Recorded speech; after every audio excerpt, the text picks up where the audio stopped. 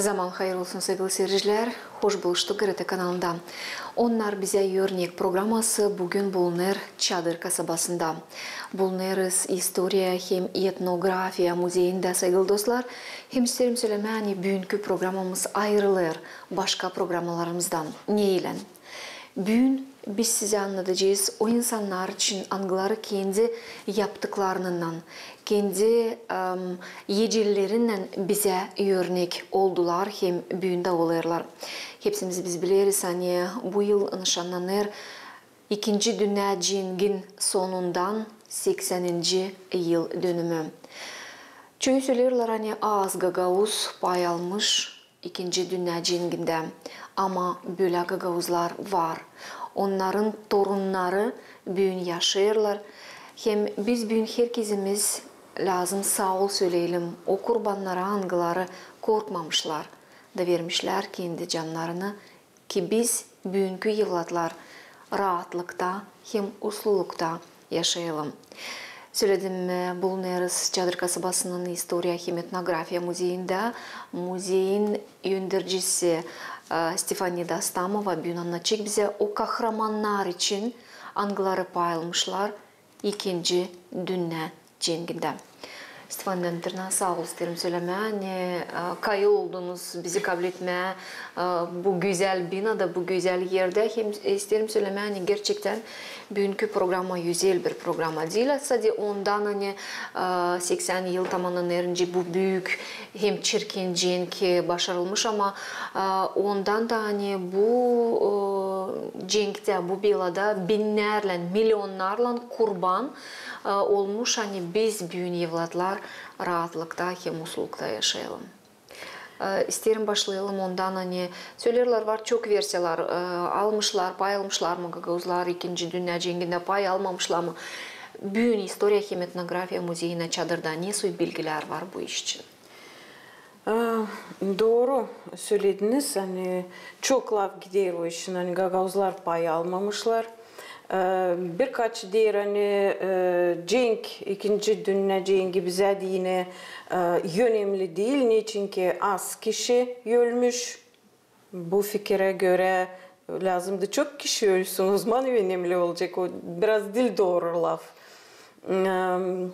Biz kaldık Besarabiya. Bizim insanlar kaldı büyük devletlerin arasında. Da o yüzden bizim gagavuzların Moldovanların, Bulgarların, onların, o soldatların, o kahramanların historiası, yaşamak historiyaları, cenk historiyaları ta tragediyalı bana görünüyor. Hem ta bir iş bu cenkte, 1. Dünya Cenk'te Moldovanlar, Gagavuzlar, Bulgarlar, Besarabiya adamları cenk etmişler bir armiyada, Rus armiyasında. 2. Dünya Cenk'te 2 armiyada. Böyle yerlerden ince Odessa kasabalarda, ince kasabada Sevastopol, Kerç, Kırım'da Besarabiyalı çocuklar, Besarabiyalı adamlar birbirine karşı cenk etmişler. Bu tragedya değil. Bunu biz lazım bilelim, anlayalım da seyrek boş laf söyleyelim. Biz araştırdık arşiv kağıtlarına. Şükür Rusların arşivleri şimdi açık. Cenk Vakı'nın arşivleri açık. Biz onları araştırırız, aktarırız, ararız bizim gagavuzları, ararız çadırları çadır bölgesinden. Çadır rayonundan cenge gitmişler. 500'den ziyade katılmışlar cenge. 500'den ziyade kişi. 200'den ziyade onlar Bulgar. Bizim Bulgar köylerden Tvarditsa, Liperje, Kortin 225 kişi gagavuz. Hem çadırdan hem de yan köylerinden Beşgöz, Kaydar, Baurçi. 200'den ziyade. Bu da sayının sonu değil. Niçin ki her kere ne kadar açırsın bu arşiv kağıtları o kadar her gün de buluyorsun birkaç yeni at. Angılarını biz bilmezdik. Bana kalsa bu soldatların, bu kahramanların torunları da bilmiyor. Hani ne andaymış onun dedesi, ne anda cenk etmiş. Açan başlıyor cenk. 41. yılda insan uyandı, büyük görüntü, bir büyük ses çıkarmış, gökten gelermiş. İnsan sanmış hani böyle bir yağmur yağıyor, yağmur yaklaşıyor. Ama açan gördüler hani Kabul tarafından, Besarabka tarafından gök kıpkırmızı, anladılar hani çirkin oluyor, hem uçaklar üstümüzden gidiyor oraya Kişnof'a doğru, gidiyorlar Besarabka, Kabul'a doğru. İnsanı bu korkuttu. Ama tezde de haber geldi, hani başladı cenk. Sarata köyünden, sınırların boyundan Sarata köyünden 218. Moto diviziye geçir bir çadıra. Kırmızı Armiya çekiner geri. Niçin ki bu kadar baskı büyüktü. Çekiner geri. Bu 218. diviziyle beraber giderler bizim Gagauzlar, bizim çadırlar. Ne anda şimdi bulunuyor Maşkov liseyi. Orada onların bir toplum, bir punkt vardı. Onlar orada toplardılar. Kim giderdi oraya? Mikhail Vasilyevich Stamov gider cenge ta ilk günü. Onun çocuğu Dmitri Mikhailovich o böyle hatırlayır, böyle onun hatırlamaklarına göre, anmaklarına göre o böyle anlattı. Hani ben annemin kucağındaydım. Babamın yüzünü hiç görmedim. Aklımda tutmayırım ama tutarım aklımda, ince o öptü. Beni de gitti. Ve başka babasını o görmemiş.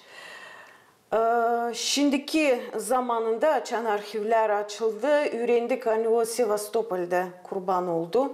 Can verdi orada. Ne anda gömülü bilmiyoruz.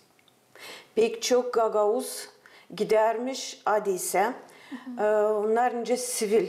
Onlar dilince asker, dilince soldat. Sivil gidermişler akop kazma. Ama orada çoğu yöler. Bir boyu onları esir alırlar. Çoğu da yöler. Onların arasında çadırlı Kiseyev Nikolay Nikolayevich. Orada gömülü. Orada onun son onun saatleri orada geçti. Taligalarla, Haydarlar, Gagauzlar Taligalarla orayı, adıysa Kırım'a, Kırmızı Armiya çekilerken geri maşinalar yetişmerdi da Gagauzları Taliga'yla yardım ederler Gagauzlar Kırmızı Armiyasına diyine. Kendi başına mı, zorla mı biz bunu bilmiyoruz. Kiseyev Nikolay Nikolayevich, onun portreti siz burada görürsünüz. Tukan Nikolay Ivanovich, onun oğlu Tukan Pyotr Nikolayevich. Stamov Mikhail Vasilyevich. Kerogla Ivan Ivанович. Kerogla Ivan Ivanovich'in kısmeti çok meraklı, interesli. Doğması onun çadırdan. Çünkü o evlenir. 25. yılda karısından başka akrabalarla giderler Brezilya'ya. Orada Brezilya'da onun karısı doğduruyor uşağı da kaybeder. Hem uşak kaybeder hem de karısı kaybeder. Adam hiç bilmiyor ne oldu, kim o, çaldılar mı, gittiler mi biri, nasıl kaybeldi. Adam bilmezdi, onun yaşaması bitince bilmezdi ne oldu onun ilk karısından hem uşağından. Dokumentlerde, Brezilya'dan gelen dokumentlerde biz görüyoruz hani öldü hem uşağı hem karısı da.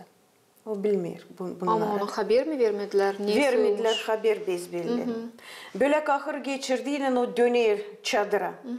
Çadırda yaşar, evlenir, başladığından cenk o gider cenge. Gider cenge. Divizya hangısında o cenk ederdi, o derdiler ölümsüz bir divizya. Yani bu kadar adam gergin, bu kadar adam korkusuz soldatlardı. Cenk'ten sonra o kalır yaşama Rusya'da, Svetlogorsk kasabasında. Orada yaşardı, orada yaptı bir büyük güzel ev, orada onun uşakları yaşardı. Orada torunları dünyaya geldi. Onun kızı anladardı bize hani pek beğenerdi üzüm, büyük başça onda vardı, üzüm büyüderdi, şarap yapardı. Halis Gagauz. Halis Gagauz.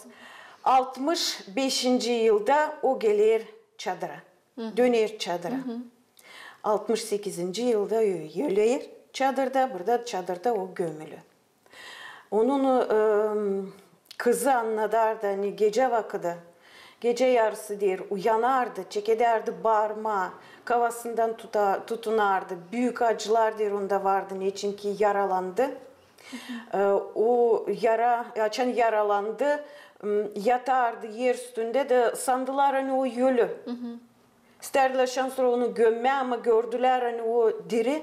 Gospitale onu haydadılar, götürdüler gospitale, orada onu ilaçladılar. Ona dini cenk bitmedi bununla. Niçin ki ölünce o anardı. O soldatları kiminle cenkte yölerdiler beraber, cenk ederdiler beraber.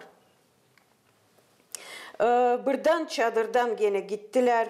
Balov, Ignat Dmitrievich, Sırtmaç, Pyotr Fyodorovich, onlar geri dönmediler. Onlarla beraber cenge gitti Armanji, Ivan Ivanoviç. Niçin? Onlar gittiler Hemilkin Rusya'ya, Sovyet kuvvetinden beraber. Niçin ki onlar kolhoza girdiler, korkardılar geldiğinden Rumunlar, onları öldürecekler. O yüzden onlar giderler buradan. Da 42. yılda sonra onları cenge alırlar. Biz hiçbir şey bilmiyoruz.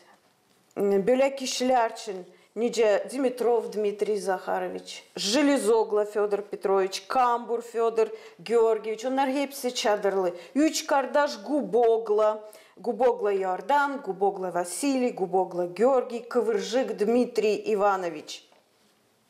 İşsiz, bir habersiz. Ne anda kaldılar onlar? Ne oldu onlar? Ama nereye gittiler? Nereye gittiler? Bunu da bilmiyoruz. Onların военно-пересыльный пункт yazılı призываются на фронт как западники. Ne demek zapadnik? Западник, yani onlar bu batı tarafından. Onlar Hemilkin giderler Rusya'ya. Niçin giderler? Ne oluyor? Belki onlar o kişiler hani taligalarla haydardılar. Kırmızı Armiya yardım ederdiler buradan gitmeye. Belki onlarla, bu taligalarla gittiler de orada kaldılar. Biz bitki adını daha bilmiyoruz. Nasıl onlar cenkte kaldılar? Veliksarov Dmitriy Afanasьевич, bizim papazın Atets Sergey Veliksarov'un senselesi. Mikhalchuk Anatoly Mikhailovich. 41. yılda onun babasını, annesini, hem onları iki kardeş hem kız kardeş, onları kaldırırlar Sibir'e. 42. yılda Kurgan'dan onu alırlar cenge. Alırlar cenge, o cenk eder. Latvia'da kurban olur, öler, can verir. Latviya'da hutara yakın, bir hutara yakın o gömülü. Orada onun bir toplu mezar, o toplu mezarda o gömülü. Marinov Georgi Ivanovich gene cenk vakitinde gider Rusya'ya, kalır orada, Gorkovskaya oblast, orada işler Zagodzerna'da marangoz. 44. yılda onu gene zapadnik gibi onu alırlar cenge. Var bizim Gagauzların arasında karlar da cenk ettiler. Tamam, isterdim sorma. Sıralarız hepsi adamlar, hepsi adam lapları ama biliriz hani bu büyük dünya cenginde karlar da bayalmışlar. Herkesin varmış kendi görevi. Kim ilaççı olarak, kim aşçı olarak, kim başka görevlerde ama meraklı var mı onların arasında? Diyelim dil, hadi vurgulamayalım Gagauzkalar ama buradan bizim kasabalarımızdan, bizim köylerimizden çıkan Gagauzka mı olsun, Ruska mı olsun, Bulgarka mı olsun, var mı öyleleri? Var. Biz hepsimiz biliriz. İki kız kardeş Slaviogla var, Tabir Slaviogla, Fedora Slaviogla, Varvara Slaviogla, hem Maria Slaviogla. Onları biliriz. Ama bana kalsa bizim seyirciler bilmiyorlar, böyle bir karın adının Kazmalı Zinaida Vasilyevna. Onun babası Avdarmadan ama yaşarmışlar onlar Tvarditsa köyünde. Orada Tvarditsa köyünde, bizde de Çadır rayonunda. o zamanlar Çadır rayonu. Tvarditsa'da doğmuş. Gagauz onun dokumentlerde yazılı Turçanka. Gagauz da değil. 1916 yılda onun doğması. Cenk vakıdında starший лейтенант медицинской службы. Öyle dokumentlerde yazılı. Starший лейтенант doktor. Biz belli öğrenmiş doktor, bitirmiş bir üniversitet mi, medinstitut mu, biz bilmiyoruz bunları. Ama o zamanlar 16'dan doğması ise de üniversitet aşağı yukarı 25-30. yıllarda lazımdı bitirsin. Elbette ki. Ne için ailesi? Burada mı kaldı mı? O gitti mi oraya? Şimdi buradan sonra Rumuniya'da. Rumuniya kullanardı bu toprakları.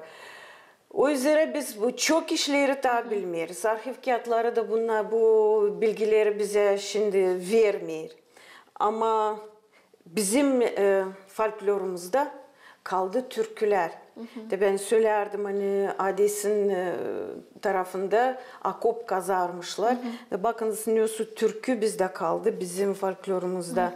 Şu Ades'in çayırında yapılanlar uçu şehir. Şu Ades'in çayırında pek büyük boy düş giderdi.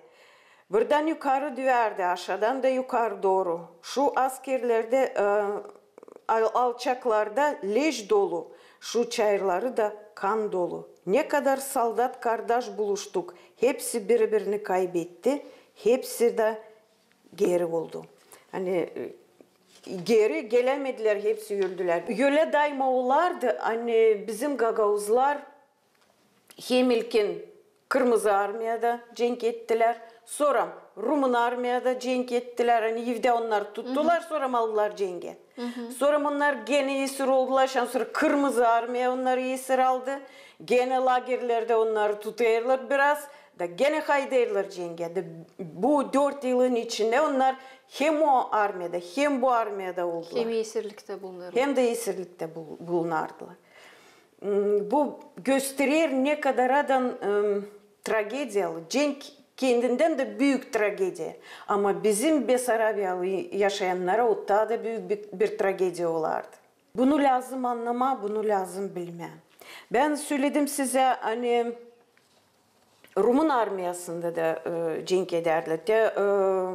Kırmızı armiyadan biz biliriz kişileri, araştırıyoruz, buluyoruz onları. Ama Rumun armiyasında ne kadar kaç kişi cenk etti biz bunu bilmiyoruz. Niçin? Yok arşivler mi? Yok dokumentler mi? Yoksa yok onlar açık mı değil? Dokumentler var, onlar açık değil. Onlar açık değil.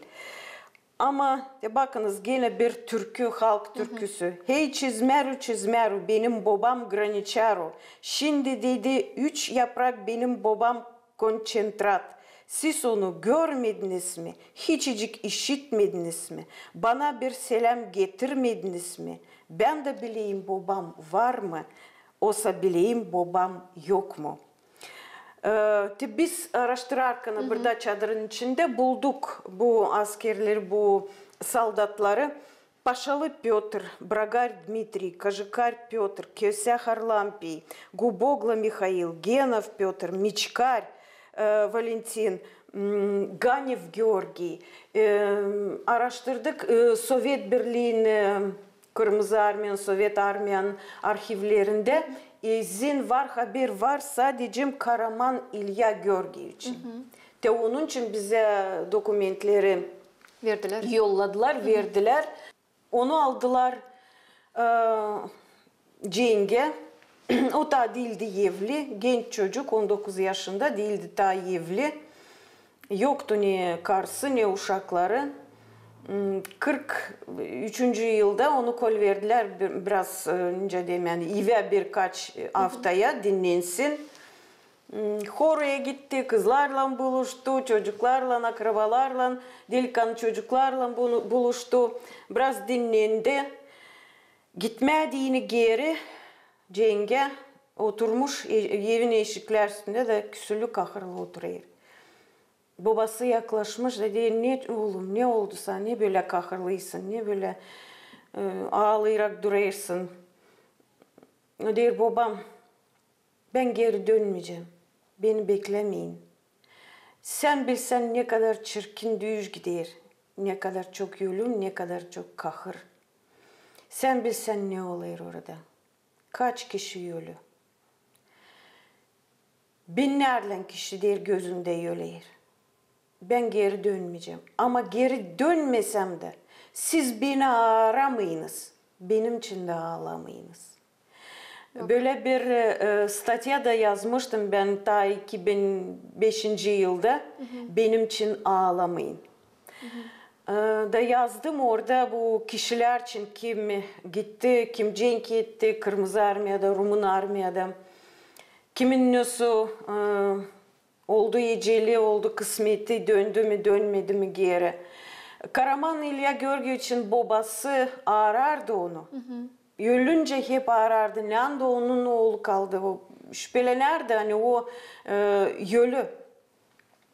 Arşiv kağıtlarında yazılı. Hani onları esir aldılar Ukrayna'da, şimdiki Ukrayna'da. Kramatorsk kasabada onları lagerde tutardılar bir ara vakit. Sonra Besarabiyalı gene Kırmızı Armiya'da böyle yapardı. Onları kol vererdiler, yive. Sonra 44. yıldan sonra onları yive, kol vererdiler ama onu kol vermediler. Onunla beraber kim orada bulunardı, onlar çadırlar geldiler yive. Bu gelemedi yive. Ne çünkü o yaralıydı. Da onu birden Kramatorsk kasabadan haydarlar spetsgospital Çernovitsi kasabasında. Da orada dokumentlerde onun adı şansura yok. O biz belli öldü yolda mı? Ne oldu? Büyünden büyün bilinmiyor. Büyünden büyün görürsünüz arşiv kağıtlarda bize bu izin, bu bilgi vermiyorlar. Bu haber vermiyorlar. Habersiz kalıyor onlar. Bana kalsa da çok yıllar biz araştıracağız, biz de arayacağız onları. Hiçbir zaman bu araştırmaları dil lazım bırakma. Niçin ki Gagauzlar küçük sayıdan bir halk. Biz değiliz o kadar çok. Şimdiki zamanda da biz bütün dünyaya dağılışıyoruz. Dağılıştığıyla da birbirinden ayrılıyoruz. İstoriya oluşları lazım bilme. Da her bir Gagauz'un kısmetini, ecelini lazım bilme. Niçin ki bununla biz de o çok yufka bağlantıyı, o bağlantı çok yufka. Bize öyle geliyor hani biz historiyla, köklerimizle çok yakın bağlı. Ama bu bağlantı çok yufka. Biz bu bağlantıyı kabul etmezseydik ki o boşanacak. Biz bilmeyeceğiz ne oldu. Biz kendi historiyamızı bilemeyeceğiz. Bana meraklı bu insanların adlarını siz sıraladınız, söylediniz hani kızı anladardı, kiminse oğlu, kiminse babası.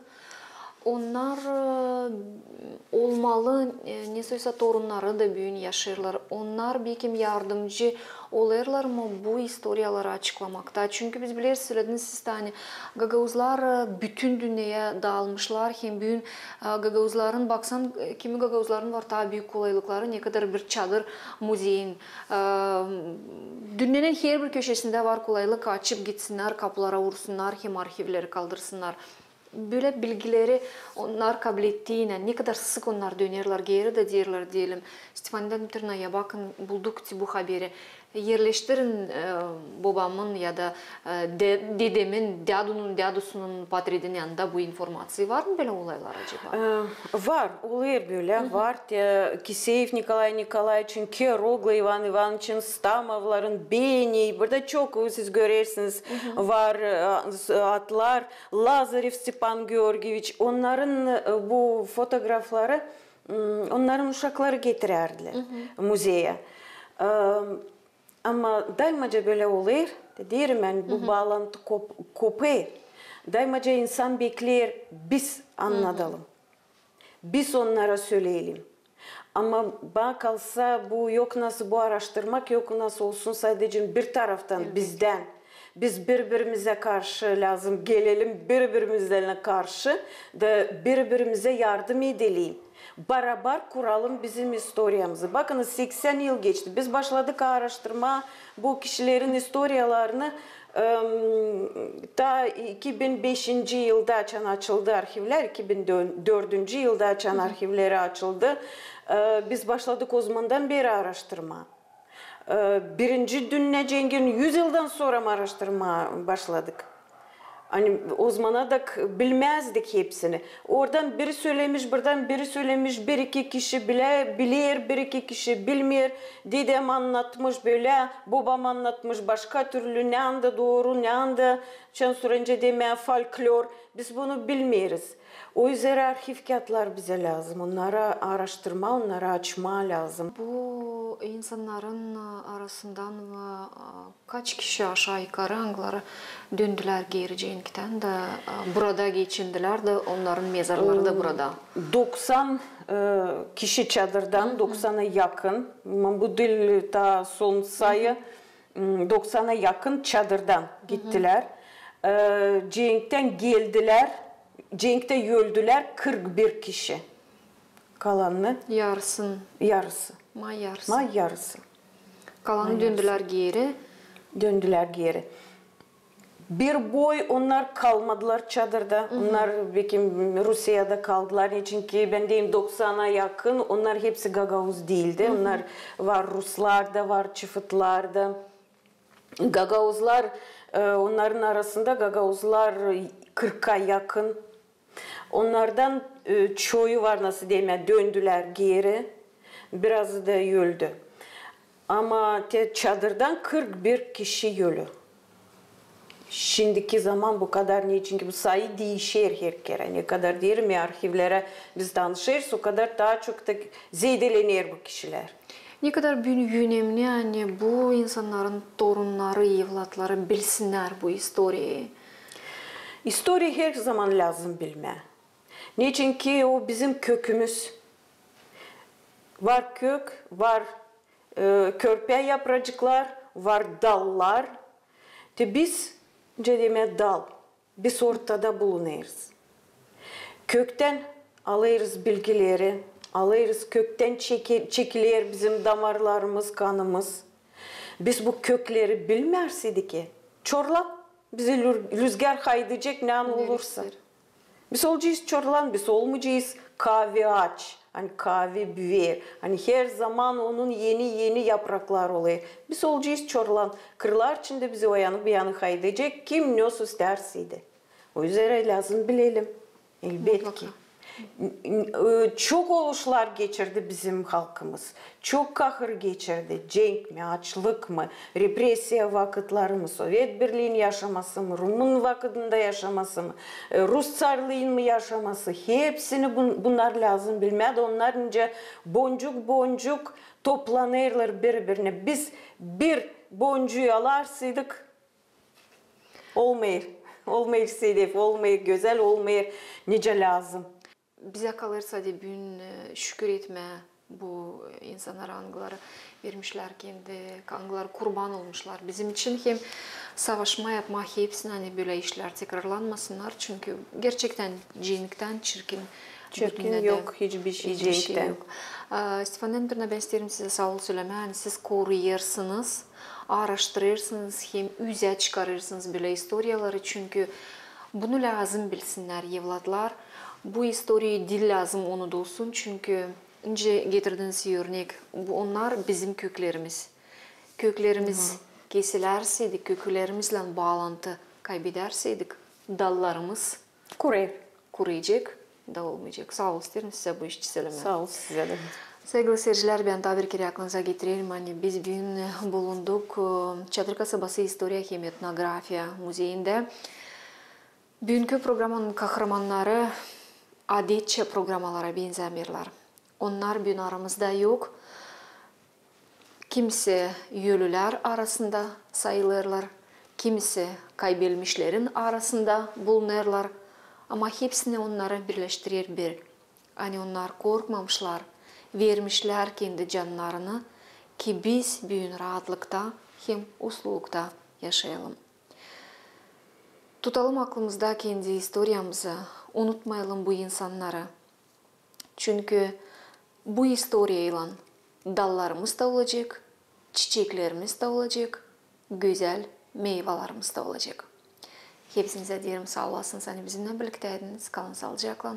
Gelen buluşmaklar Angarte kanalında.